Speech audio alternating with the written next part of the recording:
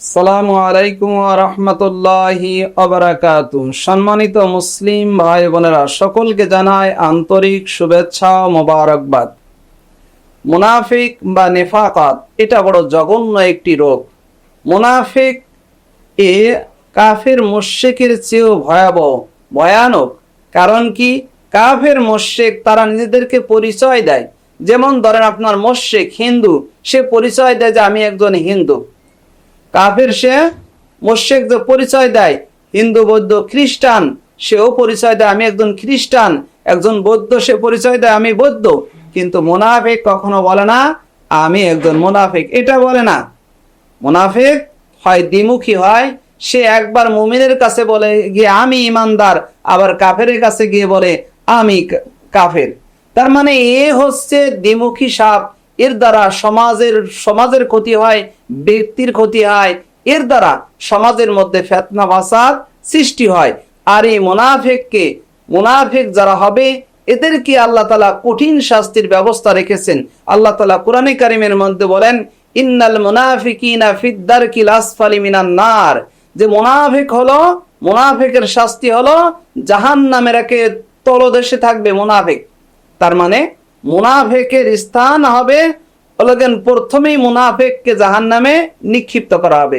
কারণ আপনার উদাহরণস্বরূপ বলা যায়, একটা বোতল, একটা শিশির মধ্যে যদি আপনি কিছু মার্বেল রাখেন, মার্বেল আপনার একেবারে তলে যাবে ওই মার্বেলটা, নিচে যাবে ওই মার্বেলটা, যেই মার্বেলটা আপনি প্রথমে ফেলাবেন, প্রথমে বোতলের মধ্যে রাখবেন, সেই মার্বেলটা একেবারে কোথায় যাবে? একেবারে নিচে যাবে। ঠিক তদ্রূপ ভাবে আল্লাহ তাআলা বললেন যে মুনাফিককে একেবারে জাহান্নামের তলদেশে রাখা হবে। তার মানে মুনাফিক এত ঘৃণিত, মুনাফিক এত নিন্দিত আল্লাহর কাছে। এজন্য মুনাফিকই যেন আমাদের মধ্যে না আসে, আমরা যেন আমাদের নাম যেন মুনাফিকের লিস্টে না চলে যায়। কারণ লিস্টে গেলি পরা তো আমরাও তো মুনাফিক হয়ে যাব। এজন্য রাসূল সাল্লাল্লাহু আলাইহি ওয়াসাল্লাম আমাদেরকে সতর্ক করলেন, আমাদের জন্য কিছু আলামত বর্ণনা করলেন। যেমন আমরা অনেক সময় আমরা বলি কি যে এই বিষয়গুলো, যেমন আপনার এই বিষয়গুলো হচ্ছে অমক রোগের উপসর্গ।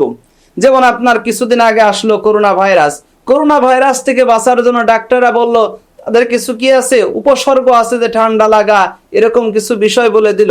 ঠিক তদ্রূপ ভাবে মুনাফিকের কিছু আলামত রাসূল সাল্লাল্লাহু আলাইহি ওয়াসাল্লাম বলে দিলেন, যে মুনাফিক হলো সেই ব্যক্তি, যে মুনাফিককে চেনার জন্য কয়েকটি আলামত বললেন। অনেকগুলো আলামত আছে, তার মধ্যে এক হাদিসের মধ্যে পাওয়া যায় 3টি, আর এক হাদিসের মধ্যে 4টি। এছাড়াও আরো আলামত আছে, যেটা আপনার বুখারী ও মুসলিম শরীফের মধ্যে রাসূলুল্লাহ সাল্লাল্লাহু আলাইহি ওয়াসাল্লাম বলেছেন। তা হলো যে আয়াতুল মুনাফিকি সালাস, মুনাফিকের আলামত হলো 3টি। মুনাফিকের আলামত হলো 3টি। ইমাম মুসলিম এখানে একটি কথা একটু বৃদ্ধি করেছেন, তা হলো যে জাদা, এই কথাটা বৃদ্ধি করেছেন যদিও সে নামাজ পড়ে, যদিও সে রোজা রাখে, এবং যদি সে নামাজ পড়ে, যদিও সে রোজা রাখে, এমনকি সে নিজেকে যদি পরিচয় দেয় আমি একজন মুসলিম, তারপরেও রাসূল সাল্লাল্লাহু আলাইহি ওয়াসাল্লাম বলেন সে হলো মুনাফিক যদি তার মধ্যে 3টার কোনো একটা আলামত পাওয়া যায়। সেই 3টা আলামত কি? 1 নম্বর আলামত হলো ইজা হাদ্দাসা কাযাবা। মুনাফিক ওই ব্যক্তি যে কথায় মিথ্যা কথা বলে। আমাদের মধ্যে এখন এই দোষগুলো আছে কিনা দেখতে হবে, যে কথায় মিথ্যা কথা বলে, বুঝতে হবে এই লোকটা মুনাফিকের রোগে ধরেছে।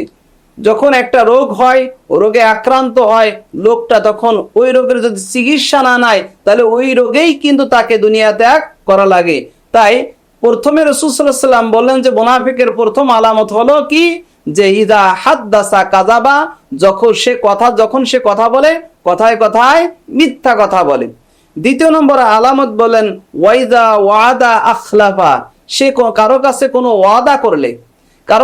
ওয়াদা করলে ওয়াদা ভঙ্গ করে। আর এই বর্তমান এই বিষয়টা, এই রোগটা আমাদের মধ্যে, মুসলমানদের মধ্যে অনেক ঢুকে গেছে, যে আমরা এখন একটা ওয়াদা দিলাম, পরবর্তীতে আর একটা বলতেছি, এখন বলতেছি একটা, পরবর্তীতে বললাম আর একটা। ওয়াদা করেছি একটা, কিন্তু ওয়াদার খেলাপ করতেছি, ওয়াদা পূর্ণ করতেছি না, ওয়াদার ব্যাপারে এতটাই আমরা উদাসীন যে আমরা ওয়াদা ভাঙ্গার ক্ষেত্রে আমরা এটাকে কোনো কিছু মনেই করতেছি না, অথচ আমি নিজেকে পরিচয় দেখি মুসলমান। রসুল বললেন যে ওয়াদা রেখে ওয়াদা করে ওয়াদা পালন করে না, এ কিন্তু মুনাফিক। এর মধ্যে কি আসছে? মুনাফিকের আলামত এসে গেছে। তৃতীয় নম্বরে রাসূল সাল্লাল্লাহু আলাইহি ওয়াসাল্লাম বললেন ওয়াইদা আতুমিনা খান, আর মুনাফিকের তৃতীয় নম্বর আলামত হলো তার কাছে কোনো কিছু আমানত রাখলে, আপনি একটা জিনিস রেখেছেন, ওটার খেয়ানত করবে। আপনার আমানত যে খেয়ানত করে সে কখনো কি হইতে পারে না? মুমিন হতে পারে না। রাসূল সাল্লাল্লাহু আলাইহি ওয়াসাল্লাম বললেন যার মধ্যে 3টা রোগের কোনো একটা রোগ দেখা যাবে, বুঝতে হবে তাকে নেফাকের রোগে ধরেছে, তাকে অবশ্যই তাড়াতাড়ি চিকিৎসা করতে হবে, অর্থাৎ তওবা করে তাকে ফিরে আসতে হবে। আল্লাহ, আমি যেন এই মুনাফিকি নেফাকতের রোগে দুনিয়া থেকে না যেতে হয় আমাকে, এজন্য মুনাফিকির কোনো আলামত নিদর্শন যেন আমার মধ্যে না আসে, আমাকে সতর্ক থাকতে হবে। যদি আমার মধ্যে এই 3টা রোগের কোনো একটা রোগ যদি এসে যায়, তাহলে অবশ্যই আমাকে এটা পরিত্যাগ করতে হবে, এ ব্যাপারে আমাকে সচেতন থাকতে হবে, এই রোগের চিকিৎসা করতে হবে, অর্থাৎ তওবা করে আল্লাহর কাছে ক্ষমা চেয়ে পূর্ণ মুমিন হিসেবে ফিরে আসতে হবে, আল্লাহর কাছে ক্ষমা চেতে হবে, আল্লাহ দোয়া করতে হবে আল্লাহর কাছে, আল্লাহ আমাকে যেন কোনো প্রকার নেফাকতে আক্রান্ত না করতে পারে।